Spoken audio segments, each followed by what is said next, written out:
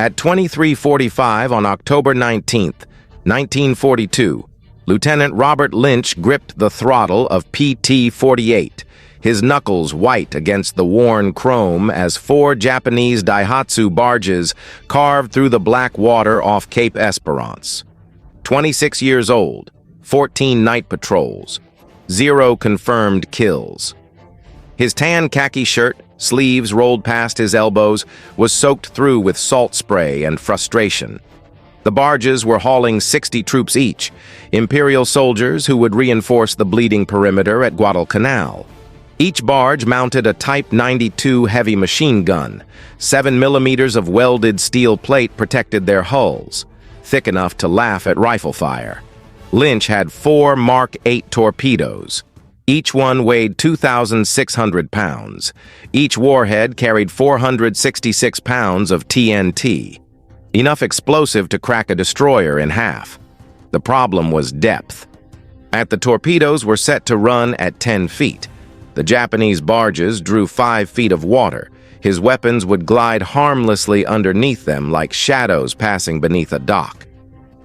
By mid-October 1942, Motor Torpedo Boat Squadron 3 had lost 6 boats in these same waters. 17 sailors had burned to death or drowned in the oil-slicked darkness. The pattern was brutally simple. PT boats detected Japanese convoys. PT boats launched torpedo runs. The torpedoes missed. The barges opened fire. PT boats withdrew or died. The twin .50 caliber Browning machine guns mounted on PT-48 could fire 850 rounds per minute. Against wooden fishing vessels, they were devastating. Against armored Daihatsu barges, they were fireworks. The heavy rounds sparked off the steel plate like struck matches and accomplished nothing. Japanese gunners didn't even flinch. And the Japanese were running supply missions down the slot every single night. The Americans called it the Tokyo Express. Destroyers and fast cruisers brought troops, ammunition, rice, and medical supplies under cover of darkness. When American dive bombers made destroyer runs too costly, the Japanese adapted. They switched to barges, slower, smaller, harder to detect on radar, immune to PT boat torpedoes. Squadron commanders at Tulagi were drowning in desperation. Some crews jury-rigged single-shot Army M337mm anti-tank guns onto their bows. They removed the wheels. They lashed the guns to timber planks with rope and prayer. 1 shot, manual reload, better than suicide. PT-109, commanded by Lieutenant John F. Kennedy, had mounted an M3 anti-tank gun the night before a patrol in August. The gun worked. Sort of. The Kennedy's crew could fire 1 round. Then they had to reload manually while Japanese machine guns stitched the water around them. Not sustainable, not survivable. The real problem was mathematics. A single Daihatsu barge could carry 60 fully armed troops or 8 tons of supplies. The Japanese were running 20 to 30 barges per night past Guadalcanal. PT boats needed to sink multiple barges per patrol to disrupt the supply line. Single-shot guns couldn't do that. The numbers didn't work. The Marines were going to starve. Henderson Field sat 3 miles inland from Lunga Point. The Marines had captured the airfield on August 7th in a storm of blood and coral dust. By October, the field looked like the end of the world. Wrecked aircraft lined the runway apron in twisted rows. Japanese Betty bombers hit Henderson almost daily, and 0 fighters strafed the control tower. The Americans scrambled everything that could still fly. P-400 Airacobras, F-4F Wildcats. Damaged aircraft crashed on landing. Some burned, some simply gave up and died. Dozens of Bell P-39 Airacobra fighters sat in pieces around Henderson Field, their aluminum skin baking under the equatorial sun. The Airacobra was a strange bird. The Allison V-1710 engine sat behind the pilot instead of in front. The propeller shaft ran under the cockpit through a 10-foot drive shaft. This unusual design created space in the nose for something remarkable. A 37mm Oldsmobile M4 automatic cannon firing through the propeller hub. The M4 cannon could fire 150 rounds per minute, 30 rounds per horseshoe-shaped magazine, muzzle velocity of 2,000 feet per second. The cannon was designed to destroy light tanks and enemy aircraft. High explosive rounds, armor-piercing rounds, devastating firepower, the kind of firepower that could punch through 7 millimeters of barge armor like it was rice paper. Lynch stood on the deck of PT-48 the next morning, his arms crossed over his chest, staring at the graveyard of wrecked P-39s scattered across Henderson Field. Technical Sergeant James Coogan knelt beside him in a sweat-stained utility uniform, his hands black with grease as he examined the lattice framework they'd need to build. Gunner's mate Harold Mitchell stood nearby, his muscled forearms crossed, his expression alert and hungry. The three men were looking at the same thing, the same impossible, unauthorized, court-martial-worthy idea. If they couldn't sink the barges with torpedoes, they'd rip them apart with aircraft guns. If you want to see more of stories like this, please hit that like button and subscribe. It helps us share more forgotten stories from World War II.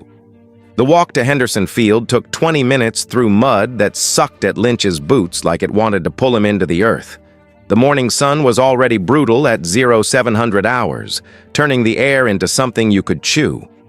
Technical Sergeant James Coogan walked beside him, a wrench hanging from his belt, his utility uniform already dark with sweat across the shoulders.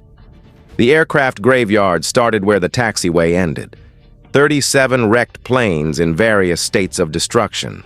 Some were recent kills. Japanese bullets had torn through fuel tanks and left the aluminum skin peeled back like orange rinds. Others had been there since August, slowly being cannibalized for parts by maintenance crews who treated the field like a hardware store with no cashier. Lynch stopped in front of the first P-39 Airacobra. But the fuselage was crumpled behind the cockpit where the pilot had pancaked on landing, but the nose section sat intact, almost dignified. The shark mouth painted on the cowling grinned at him with chipped white teeth. The three-blade propeller had one blade bent backward from impact, but the other two looked ready to spin. "That's a dead airplane, sir," Coogan said, though his tone suggested he was already thinking past the obvious. "That's a 37mm automatic cannon," Lynch replied. He walked closer, running his hand along the nose cone. The metal was hot from the sun. "Oldsmant's M4, fires 150 rounds per minute. Muzzle velocity of 2,000 feet per second, designed to kill German tanks." "Designed to kill things from the air," Coogan corrected.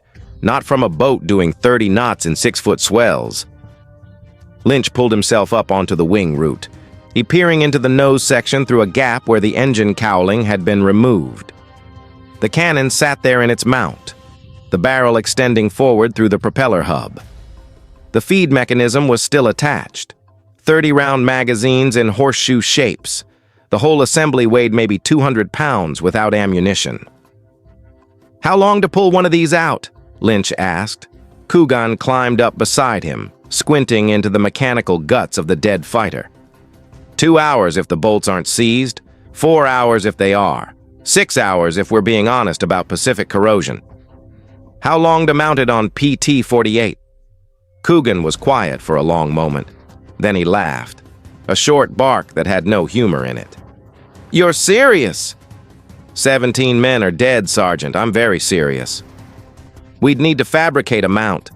Something that can handle the recoil without ripping through the deck. We'd need to rig a manual trigger system because the aircraft's electrical fire control won't work. We'd need to... He stopped. We'd need permission from someone with more stars on their collar than exist in this entire squadron. Lynch jumped down from the wing.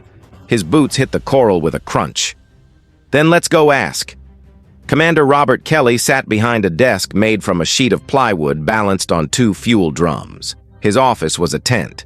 His window was a hole in the canvas. He listened to Lynch's proposal for exactly 90 seconds before he started shaking his head. "No." "Sir, the M3 anti-tank guns aren't..." "No." Kelly stood up. He was shorter than Lynch, but carried the kind of authority that came from being responsible for boats that kept not coming back. "Lieutenant, I understand your frustration. I share it. But what you're describing is an unauthorized field modification using salvaged aircraft components to create a weapon system that has never been tested on a naval platform. The barges are running every night, sir. And if your boat breaks in half from recoil, that's one less boat I have. Kelly's voice softened slightly. I need solutions, Lynch.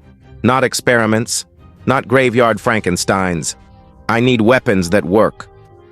The torpedoes don't work. Then we'll find something that does. Through proper channels. Through Bureau of Ordnance. Through channels that will take 6 months while the Marines at Henderson get overrun. Lynch kept his voice level, respectful. Sir, permission to speak freely. You've been doing that already. We're losing the logistics war. The Japanese are bringing in more supplies than we can interdict. If we don't find a way to kill those barges, Guadalcanal falls. If Guadalcanal falls, we lose the Solomon chain. If we lose the Solomons... I'm aware of the strategic picture, Lieutenant. Kelly sat back down. He looked tired. Request denied. You will not cannibalize aircraft for unapproved weapons modifications. That's an order. Dismissed. Lynch saluted. Yes, sir. He made it halfway across the camp before Coogan caught up with him. Well, the sergeant asked. He said no. So we're done? Lynch looked back toward Henderson Field. The wrecked P-39s sat there baking in the sun, their cannons intact, their potential wasted. 17 dead sailors, 0 confirmed kills, the Tokyo Express running every night like clockwork. We're going back tonight, Lynch said. Faye, bring your cutting torch. At 2300 hours, the moon was a thin crescent that gave just enough light to see the outline of the wrecked Airacobras, but not enough to cast shadows. Lynch and Coogan moved through the graveyard like thieves, which technically they were. They'd brought gunner's mate Harold Mitchell and machinist's mate Donald Frey, because a 2-man job would take all night and a 4-man job might finish before dawn. Frey was the critical piece. He'd worked at Boeing before the war, building engine mounts for B-17 bombers. If anyone could design a mount for a 200-pound cannon on a plywood deck, it was Frey. This one, Lynch said, stopping at the third P-39 in the line. The fuselage was shot through with 20-millimeter cannon holes, but the nose looked pristine. Coogan, you and Mitchell get the cannon out. Frey, you're with me. That we need landing gear struts. For what? Frey asked. The mount. The landing gear is stressed to handle impact loads. Should handle recoil. Should is doing heavy lifting in that sentence, sir. They worked in near silence. Coogan's cutting torch flared blue-white in the darkness. The acetylene hiss loud enough to make Lynch nervous about Japanese patrols. Mitchell muscled the cannon free once Coogan cut through the mounting bolts, lowering it on a rope to avoid cracking the barrel.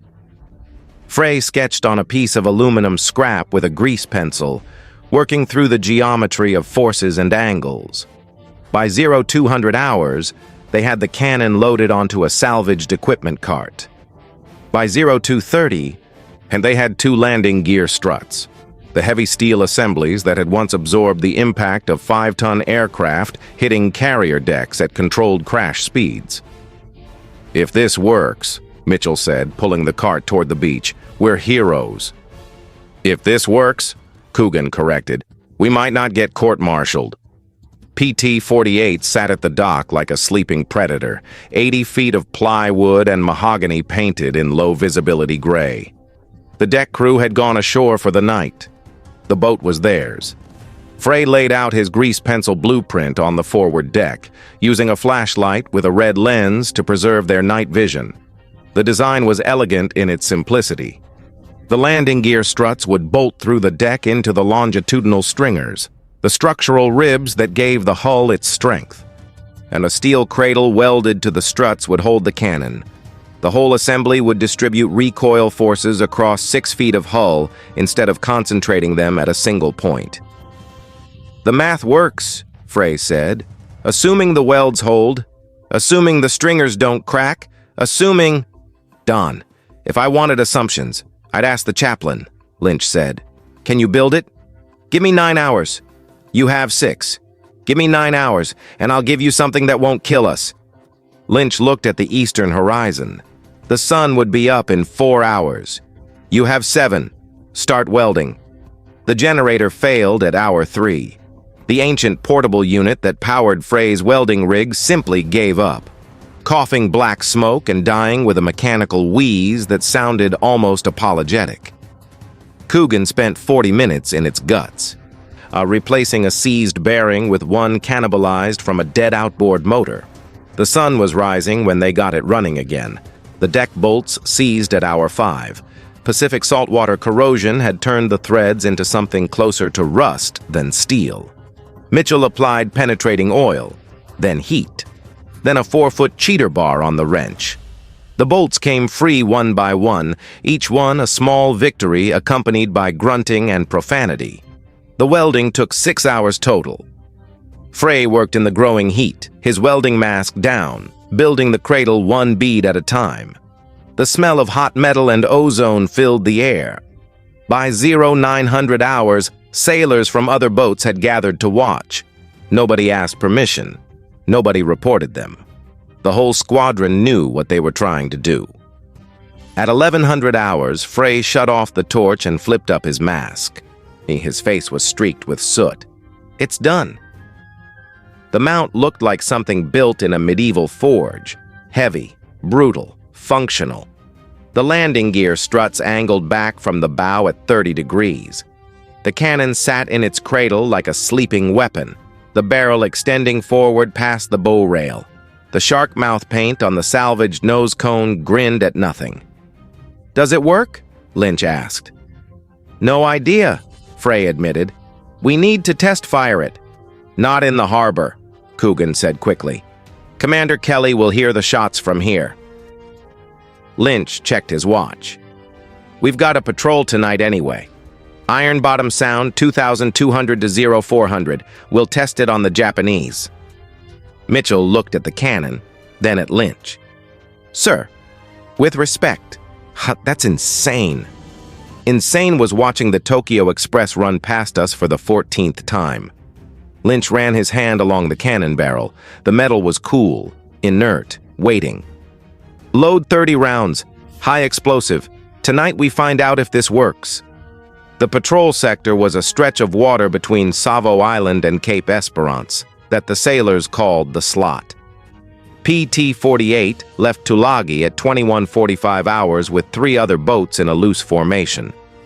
Lynch didn't tell the other boat commanders about the nose cannon. He didn't want questions he couldn't answer. The moon was darker than the night before. Good for hiding, bad for targeting. The 4 PT boats cut their engines at 22:30 and drifted, listening. The sound of diesel engines carried across water like whispers in a cathedral. At 23:07 hours, the sound came from the northwest. Low rumble on multiple engines. Lynch brought PT-48 to idle, just enough power to maintain steerage. Through his binoculars, he could see them, 4 shapes darker than the water, moving in a loose column. Daihatsu barges. "Mitchell," Lynch said quietly, "get on the gun." The gunner's mate moved forward to the new weapon. They'd rigged a manual trigger, a simple lever connected to the cannon's firing mechanism by steel cable. Mitchell settled into position behind the makeshift sights, his hands finding grips welded from pipe. "Range 1,200 yards, Lynch called. "Closing slowly." The other PT boats were maneuvering for torpedo runs. Lynch could hear their engines revving. He kept PT-48 on a steady course, bow pointed at the lead barge. 800 yards. Mitchell's breathing was steady. The cannon was loaded, 30 rounds in the horseshoe magazine. See enough for 3 seconds of sustained fire. 600 yards. The lead barge opened fire. The Type 92 machine gun sent tracers arcing across the water in streams of green light. The rounds splashed short by 50 yards, then walked closer. "Fire!" Lynch said. Mitchell pulled the trigger. The 37mm cannon erupted with a sound like continuous thunder. The muzzle flash lit up the entire forward deck in stuttering white light. The recoil drove PT-48 backward in the water, the deck shuddering under Lynch's feet. The mount held, the welds held. The cannon fired 15 rounds in one sustained burst before Mitchell released the trigger. 800 yards away, the lead barge exploded. Not caught fire, not damaged, exploded. The high-explosive rounds punched through the 7mm armor plate like it didn't exist. And they detonated inside the hull. Fuel tanks ruptured. Ammunition cooked off. The barge went from a combat vessel to an orange fireball in the space between heartbeats. "Jesus Christ," Mitchell whispered. The second barge turned hard to port, trying to run. Mitchell tracked it, fired again. Another 10-round burst. The 37mm rounds walked up the barge's stern, detonating the engine compartment. The barge slewed sideways and began to sink. The third and fourth barges scattered, their machine guns firing wildly. Mitchell put 3 rounds into the third barge's waterline. It listed heavily and started taking water. The fourth barge made it into the darkness, trailing smoke. The entire engagement lasted 90 seconds. 3 barges destroyed or sinking. 0 damage to PT-48. Lynch stood at the wheel, staring at the burning wreckage. The mathematics had changed. The equation had solved itself. Mitchell turned from the cannon, his face lit by the fires burning on the water. His expression was something between shock and savage joy. "Sir," he said, his voice hoarse from the concussion, "we need more of these." Lynch looked at the shark-mouthed nose cone, its painted teeth now baptized in fire. Somewhere in the darkness, Japanese survivors were swimming through burning oil, telling stories about the American boat with the aircraft gun. The demon boat. The devil boat. "Yeah," Lynch said. "We do." The Japanese survivors reached Guadalcanal 3 hours after the engagement, swimming through oil-slicked water until friendly hands pulled them onto the beach. They were Infantry Private Takeshi Yamamoto and Seaman First Class Hiroshi Nakamura, both from the third barge. And they were hypothermic, burned, and traumatized. The intelligence officer who debriefed them was Captain Minoru Sasaki, a veteran of Shanghai who'd heard every possible combat story. But what these men described made him reach for a second cup of tea and start the interview over from the beginning. "Tell me again about the weapon," Sasaki said. "It was an aircraft cannon," Yamamoto insisted, his hands shaking around his own teacup. "I saw the muzzle flash. It was the same as the American fighters, the same sound, but it was on a boat." "PT boats carry machine guns," Sasaki said patiently. "50 caliber. You've seen those before." "This was not a machine gun." Nakamura's voice was flat, distant. "Machine guns bounce off our armor. This went through the hull like paper. The rounds exploded inside. Hatsato was standing next to me and then he was gone. Just gone. One gun? One gun. On the bow. We could see it when the muzzle flash lit up the boat. It had teeth painted on it. Like a demon. Like something from hell." Sasaki wrote this down carefully. He'd learned to trust traumatized men.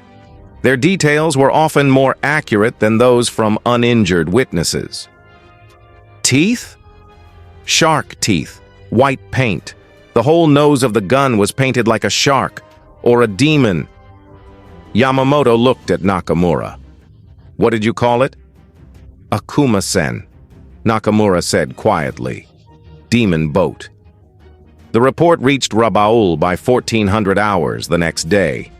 By 1600 hours, Japanese intelligence had corroborated the account with reports from 2 other survivors picked up by a destroyer. The Americans had modified their torpedo boats with aircraft weapons. And the devil boats were real. Japanese barge commanders received new orders that evening. If you encounter PT boats with nose-mounted cannons, withdraw immediately. Do not engage. The psychological impact was instant. The Tokyo Express didn't stop running, but the barges started running scared. Commander Kelly stood on the dock at Tulagi, watching PT-48 return at 0630 hours. The boat moved differently now, heavier in the bow, the shark-mouth nose cone visible even from 200 yards out. Lynch cut the engines and drifted to the pier.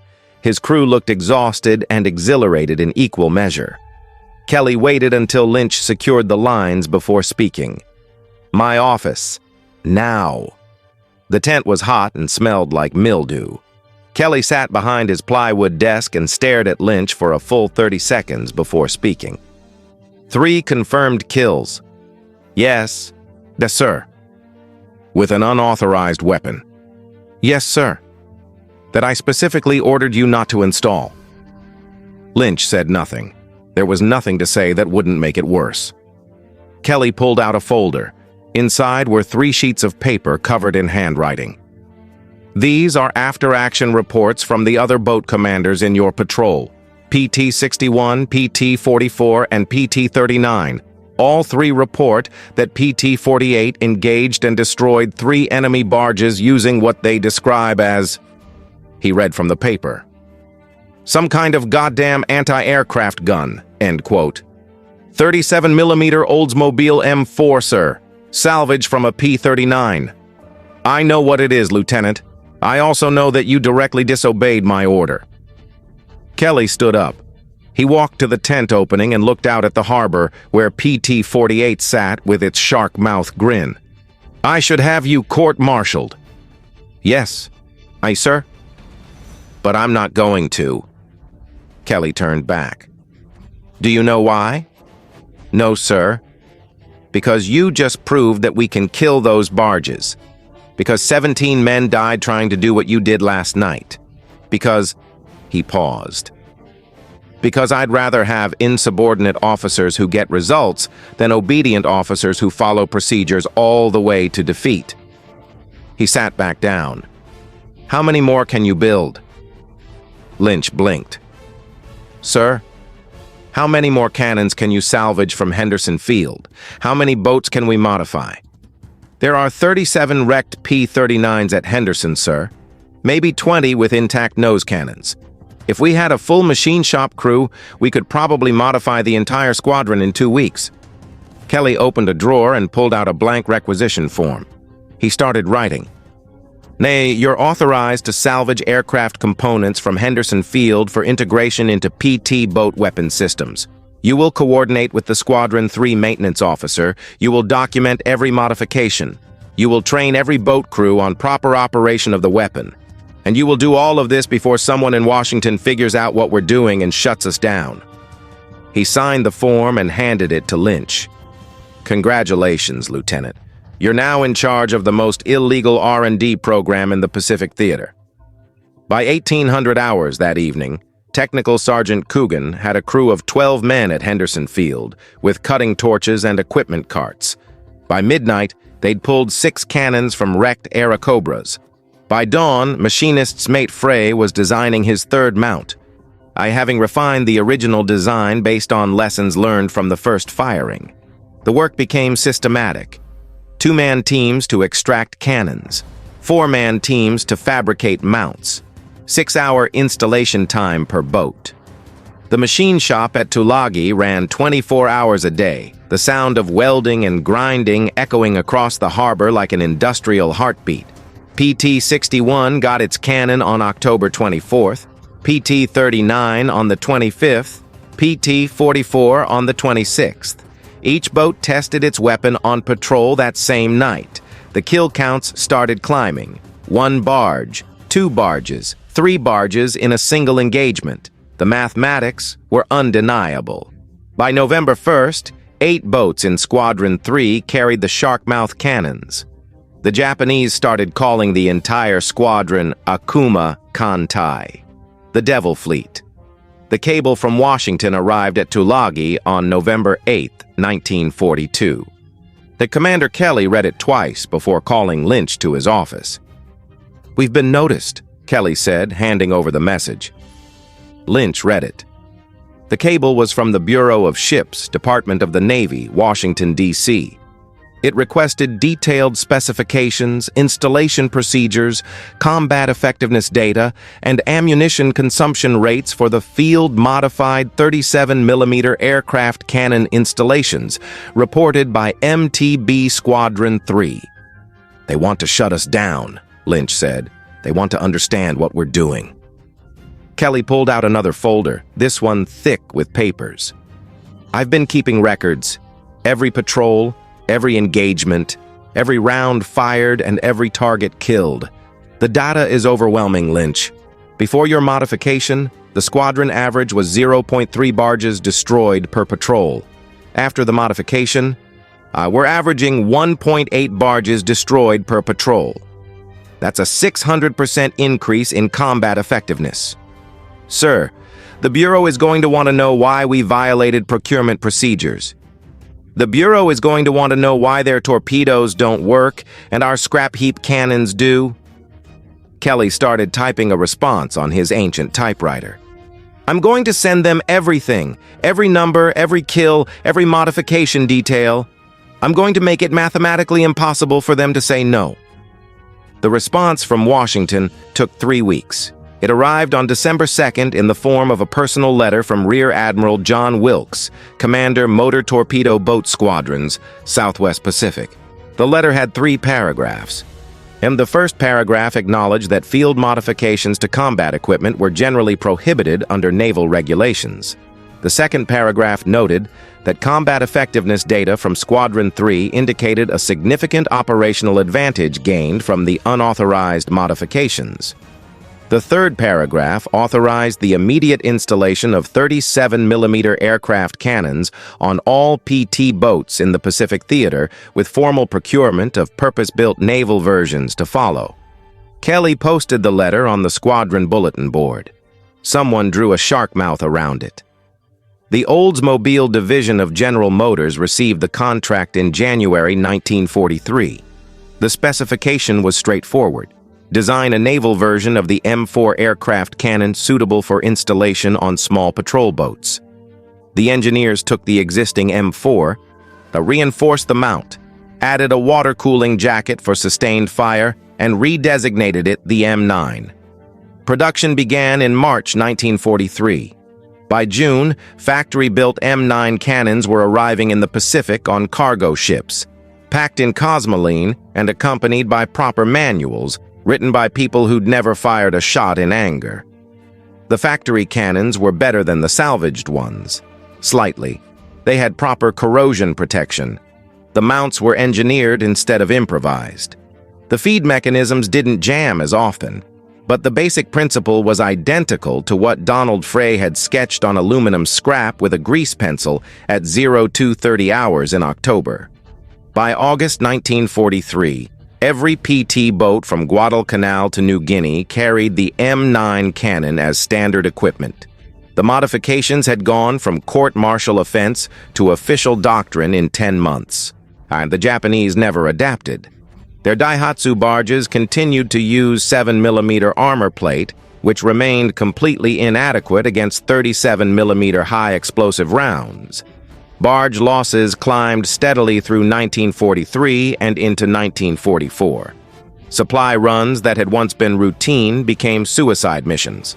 The Tokyo Express slowed to a crawl, then effectively stopped. The Marines at Henderson Field held their positions. Then they advanced. Then they won.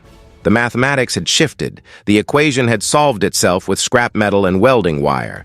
Lieutenant Robert Lynch finished the war as Lieutenant Commander Robert Lynch, commanding officer of PT Squadron 10 in the Philippines.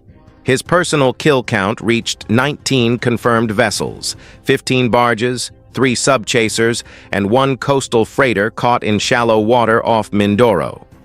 The PT-48 survived the war. The original boat, with its salvaged P-39 nose cone and hand-welded landing gear mounts, fought in 17 major engagements from Guadalcanal to Leyte Gulf.